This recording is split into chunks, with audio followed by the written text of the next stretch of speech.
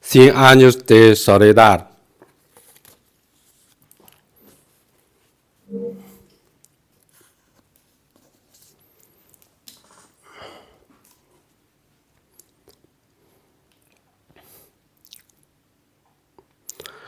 La huerca grande estalló. Los cultupos se quedaron a medias. La flota se pasó en la Sebas y los trenes de 120 vagones se pararon en los ramales. Los obreros ociosos desbordaron los pueblos. La calle de los turcos de Berbero en un sábado de muchos días. Y en el salón de billares del hotel de Jacob hubo que establecer turnos de 24 horas. Ahí estaba José Arcadio II el día en que se anunció que el ejército había sido encargado de restablecer el orden público.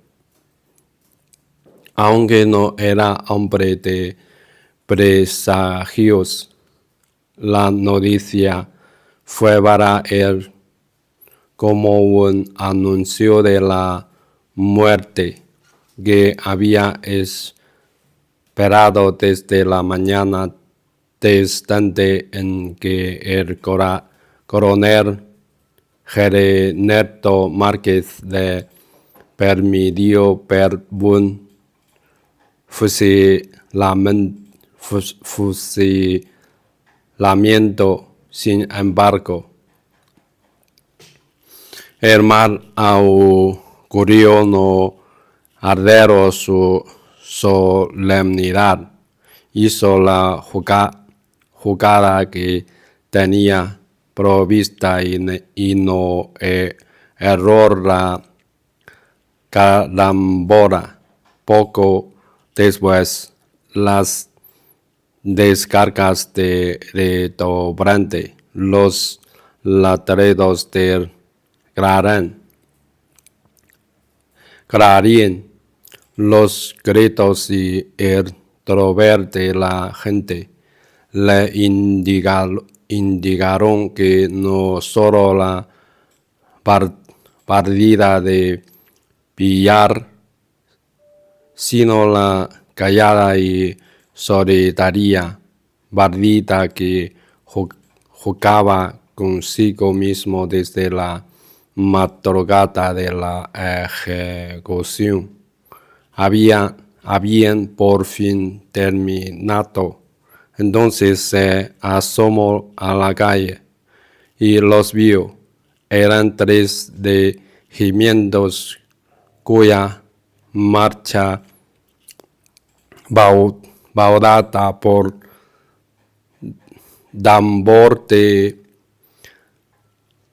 galeotes hacía trepitar la tierra. Su resurgio de dragón multicéfalo impregnó de un pavor pestilente la claridad del mediodía. Eran pequeños, macizos, protos,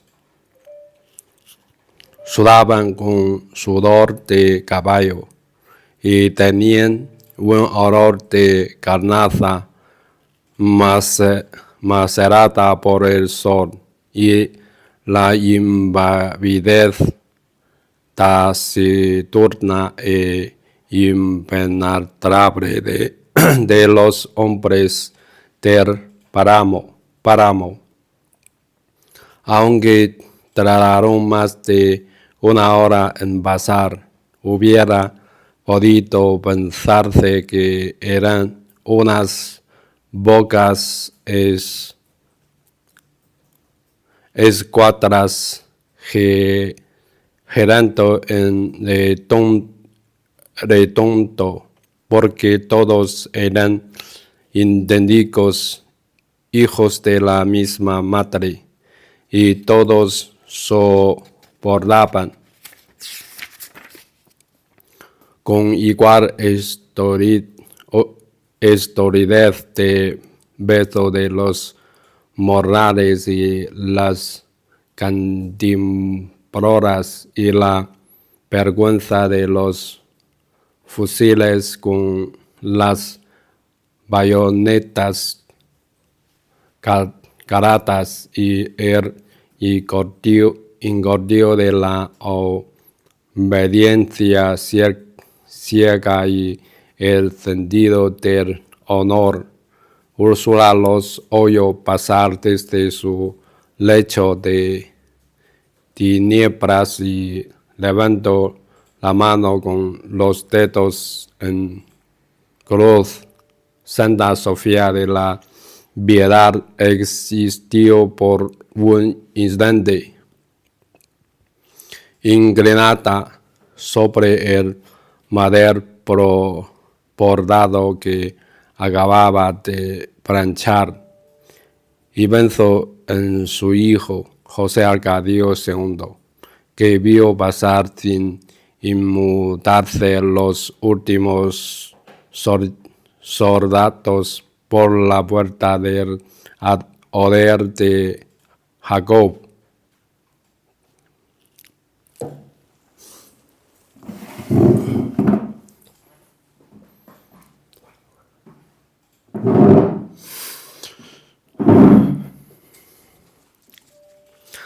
La ley marcial facultaba al ejército para asumir funciones de árbitro de la controversia, pero no se hizo ninguna tentativa de conciliación. Tan pronto como se exhibieron en Macondo, los soldados pusieron a un lado los fusiles, cortaron y embarcaron en el panano y movilizaron los trenes. Los trabajadores que hasta entonces se habían conformado con esperar echaron al monte sin más armas que sus machetes de labor y empezaron a sabotear el sabotaje. Incendiaron fincas y comisariatos, destruyeron los rieles para impedir el tránsito de los trenes que empezaban a abrirse paso con fuego de ametralladoras y cortaron los alambres del telégrafo y el teléfono. Las acequias se tiñeron de sangre. El señor Brown, que estaba vivo en el gallinero electrificado, fue sacado de Magondo con su familia y las de otros compatriotas suyos y conducidos a territorio seguro bajo la protección del ejército. La situación amenazaba con evolucionar hacia una guerra civil desigual y sangrienta. Cuando las autoridades hicieron un llamado a los trabajadores para que se concentraran en Magondo. El llamado anunciaba que el jefe civil y militar de la provincia llegaría el viernes siguiente, dispuesto a interceder en el conflicto. José Arcadio II estaba entre la muchedumbre que se concentró en la estación. Desde la mañana del viernes había participado en una reunión de los dirigentes sindicales y había sido comisionado junto con el coronel Gavilán para confundirse con la multitud y orientarla según las circunstancias. No se sentía bien y amasaba una pasta salitrosa en el paladar. Desde que advirtió que el ejército había emplazado nidos de ametralladoras alrededor de la plazoleta y que la ciudad alambrada de la compañía bananera estaba protegida con piezas de artillería. Hacia las 12, esperando un tren que no llegaba más de 3,000 personas, entre trabajadores, mujeres y niños, habían desbordado el espacio descubierto frente a la estación y se apretujaban en las calles adyacentes que el ejército cerró con filas de ametralladoras. Aquello parecía entonces más que una decepción, una feria jubilosa.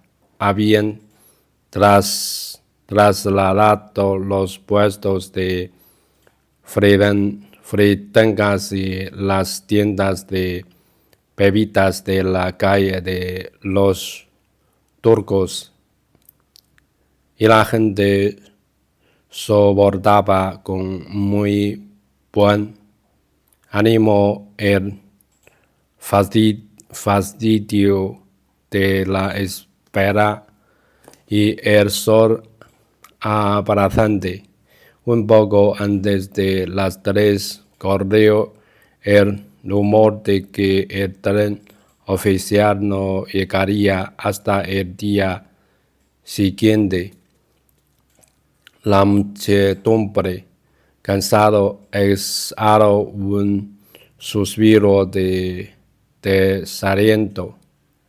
Un teniente del ejército se subió entonces en el techo de la estación, donde había 4 nidos de ametralladoras enfiladas hacia la multitud y se dio un toque de silencio. Al lado de José Arcadio II estaba una mujer descalza, muy corta, con 2 niños de unos 4 y 7 años. Cargó al menor y le pidió a José Arcadio II, sin conocerlo, que levantara al otro para que oyera mejor lo que iban a decir. José Arcadio II se acabó al niño en la nuca. Muchos años después, ese niño había de seguir contando, sin que nadie se lo creyera, que había visto al teniente leyendo con una bocina de gramófono del decreto número 4 del jefe civil y militar de la provincia. Estaba firmado por el general Carlos Cortés Vargas y por su secretario, el mayor Enrique Gracia Izaza, y en 3 artículos de 80 palabras de grapa a los huerquistas, cuadrilla de malhechores y facultaba al ejército para matarlos a para. Leído el decreto en medio de una ensordecedora de cifra de protesta. Un capitán sustituyó al teniente en el techo de la estación y con la bocina de gramófono hizo señas de que quería hablar. La muchedumbre volvió a guardar silencio. Señoras y señores, dijo el capitán con una voz baja, lenta, un poco cansada. Tienen 5 minutos para retirarse. La chifra y los gritos desdobrados ahogaron el toque de clarín que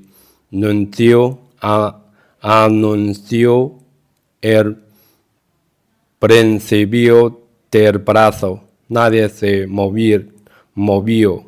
Han pasado 5 minutos, dijo el capitán en el mismo tono. 1 minuto más y se hará fuego. José Arcadio II, sudando hielo, se bajó al niño de los hombres y se lo entregó a la mujer. Estos cabrones son capaces de disparar. murmuró ella. José Arcadio II no tuvo tiempo de hablar, porque al instante reconoció la voz ronca del coronel Gavilán, haciéndoles eco con buen credo a las palabras de la mujer, embriagado por la tensión, por la maravillosa profundidad del silencio y además convencido de que nada haría mover a aquella muchedumbre pasmada por la fascinación de la muerte.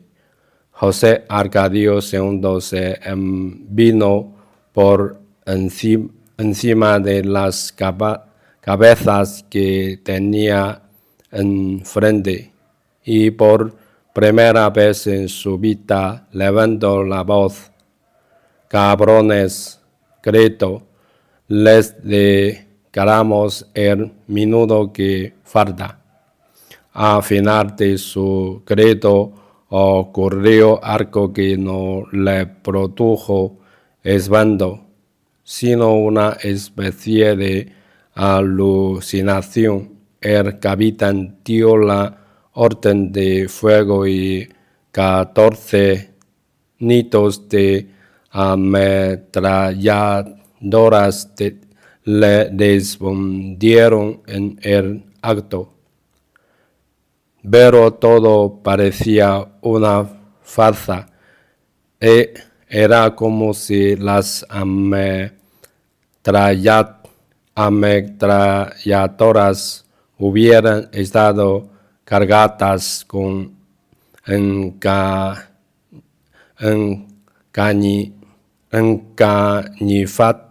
engañifas de